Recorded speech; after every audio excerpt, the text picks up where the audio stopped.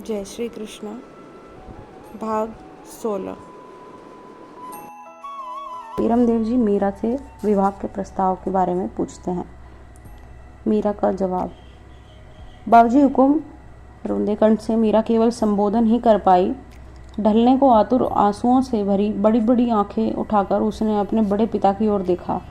हृदय के आवेगों अदम्य पाकर वह एकदम से उठकर माता पिता को प्रणाम किए बिना ही दौड़ती हुई कक्ष से बाहर निकल गई। वीरमदेव जी ने देखा मीरा के रक्त विहीन मुख पर व्याघ्र के पंजे जैसी में फंसी हुई गाय के समान भय, विवशता और निराशा के भाव और मरते पशु के आर्तनाद सा विकल स्वर। बाबूजी हुकुम। कानों में पड़ा तो वे विचलित हो उठे। वे रण में प्रलयंकर बनकर शवों से धरती पाट सकते हैं। वे व्याघ्र, हाथी और भैंसों से, सांड से निशस्त्र केवल भुजबल से युद्ध करके उन्हें यमलोक पहुंचा सकते हैं, लेकिन किसी अवश विवश प्राणी की ऐसी आंखें वो नहीं देख सकते, नहीं सह सकते। उन्हें तो ज्ञात ही न हुआ कि मीरा बाबूजी हुकुम कहते ही दौड़कर कक्ष से बाहर कब चली गई।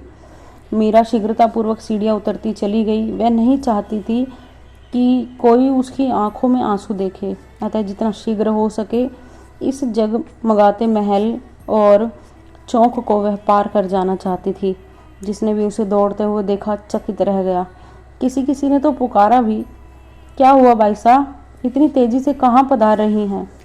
मीरा ने न पुकारने वालों को उत्तर दिया, न उन चकित आंखों की ओर देखा। वह तो दौड़ती हुई अपने कक्ष में गई और दम से पलंग पर औंधी गिर पड़ी। हृदय का बांध तोड़कर रुदन उमड़ पड़ा। यह क्या हो रहा है मेरे सर्वसमर्थ स्वामी? अपनी पत्नी को दूसरे के घर देने अथवा जाने की बात तो साधारण से साधारण कायर से कायर राजपूत भी नहीं कर सकता। शायद तुमने मुझे स्वीकार ही नहीं किया, अन्यथा तो यदि तुम अल्पशक्ति होते तो मैं तुम्हें दोष नहीं देती। तब यही सच है कि तुमने मुझे स्वीकार नहीं किया। न किया हो, सर्वतंत्र स्वतंत्र हो तुम, किसी की मेख तो नहीं तुम मुझ पर मैंने तो स्वीकार कर लिया है ना तुम्हें अपने पति के रूप में। मैं कैसे अपना दूसरा पति वर लूं? और कुछ न सही शरणागत समझकर ही रक्षा करो। अरे ऐसे तो निर्बल से निर्बल राजपूत भी नहीं होने देता।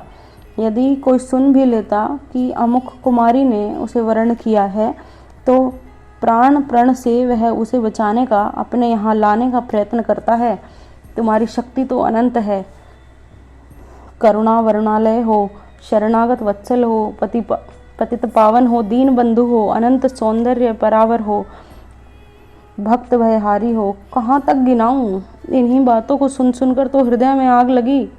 श्याम सुंदर मेरे प्राण, तुम्हारी लगाई है आग अब दावाग्नि बन गई है। अब मेरे बस की बात नहीं रही। इतनी अनीति मत करो मोहन, मत करो। मेरे तो तुम ही रक्षक हो, तुम ही सर्वस्व हो। अपनी रक्षा के लिए मैं किसे पुकारूं मैं? मीरा अचेत हो गई। उस हंसी खुशी रंग रंग के बीच कोई न जान सका कि दुख के अथाह सागर में डूबकर अपने कक्ष में मीरा अचेत पड़ी है।